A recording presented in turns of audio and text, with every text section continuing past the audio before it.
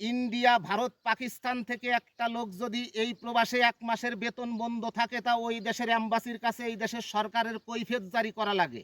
বাংলাদেশের কোনো সরকারের তো কোনো কৈফিয়ত জারি নেওয়ার কোনো প্রয়োজন থাকে না। ঝড়ে বক পড়ে আর ফকিরের কিরামতি বাড়ে। আমাদের বাংলাদেশের ছোট ছোট বাচ্চারাও জানে যে শীত মৌসুমি ফুলকপি, পাতাকপি গরু ছাগলেও খাতি চায় না।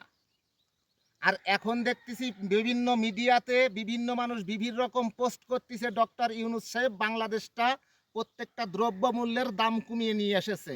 ডক্টর ইউনূস সাহেব এত কিছু করে দেখাচ্ছে, আমরা প্রবাসীরা ৫ লক্ষ ৬ লক্ষ টাকায় এই দূর প্রবাসে আসি। এখনও ইন্ডিয়া, নেপাল, পাকিস্তান থেকে একজন মানুষ ১.৫ লক্ষ ২ লক্ষ টাকায় আসে।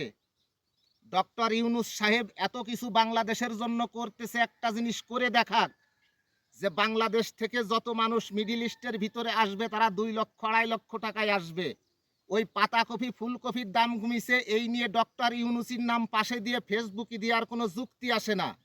ইন্ডিয়া, পাকিস্তান, নেপালের একটা লোক ১ মাস যদি বেতন বন্ধ থাকে, তার জন্য ওই দেশের অ্যাম্বাসির কাছে এই দেশের সরকারের কৈফিয়ত জারি করা লাগে। এখনও লক্ষ লক্ষ প্রবাসী বেতন ছাড়া, কাগজপাতি ছাড়া এই প্রবাসে পড়ে আছে। এইগুলো কি ডক্টর ইউনূস সাহেবের নজরে পড়ে না? একটা লোক ইন্ডিয়া, পাকিস্তান, নেপাল থেকে ১.৫ লক্ষ ২ লক্ষ টাকায় এই দূর প্রবাসে আসে।